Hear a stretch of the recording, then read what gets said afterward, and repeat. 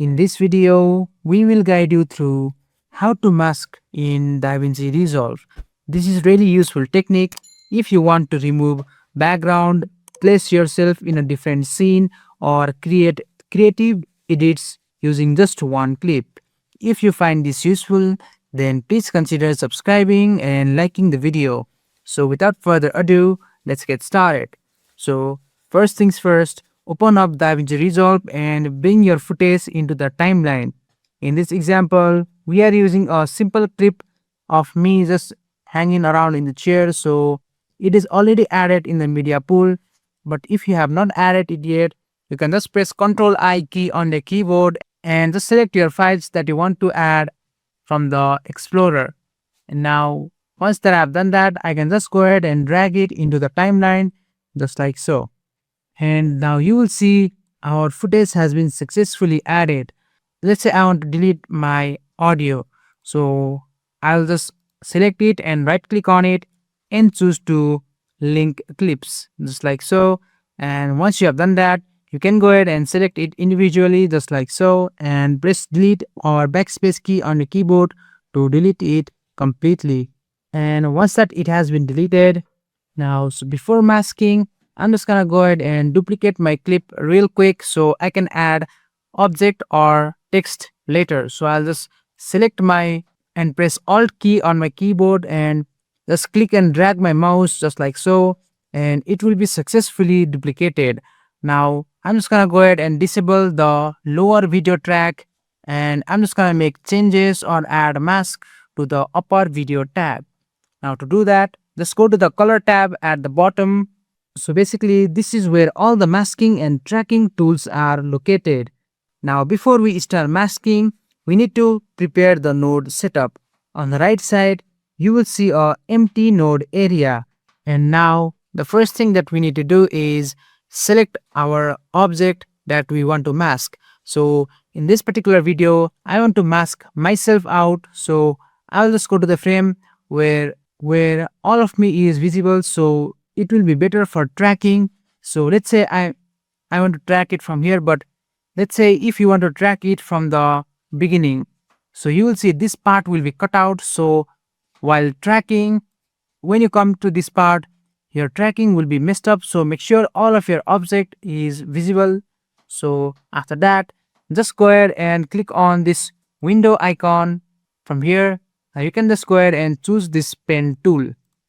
And after selecting the pen tool, you can just zoom in by scrolling your mouse, and you can use your middle mouse to pan in just like so. And now just go ahead and select your object. To select object, just click on the outline just like so. And you can also click, and now just click one time and you will see a figure will be created. Now just go ahead and make this figure all over the object that you want to mask. So take your time here. So I'm just gonna take my time here and try to make it as accurate as possible. And once that you have finished adjusting, just don't forget to join two of your nodes.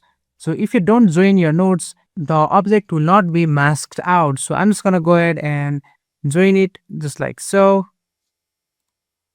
And after we have joined, you will see the background will be successfully removed. Now if you had made any mistakes, you can just go ahead and resize it to your liking. So let's say I made a mistake here. I'll just click on it and just drag it and adjust it to my liking just like so. You can take as much as time that you want and try to make it as perfect as possible. Now once that we have done that, just go to the tracking tool and just click on the tracker. Now you will see this particular option. Just click on it and the DaVinci will start tracking. Now basically it will start tracking forward, and after it has finished tracking forward, it will start tracking backwards from the point where the video was started by us. And you will see now the tracking has been successfully finished. Now once that the tracking is finished, what you want to do is go to the node area at the right hand side and just right click on the node area and choose to add an alpha output. And once you add an alpha output, you will see this blue button appear So just go ahead and drag the blue button and connect it with your main node. So just click on it and add it just like so. And once that it has been added, the background will be successfully removed. Once that you have done that, we can just go to the edit mode, and now I can show you the preview, and now you can see the background has been successfully removed and it is looking pretty good.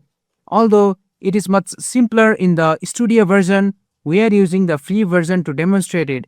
So now let's say I want to add text to my background. So when I enable the lower video track, just like so, you will see the background will come back naturally.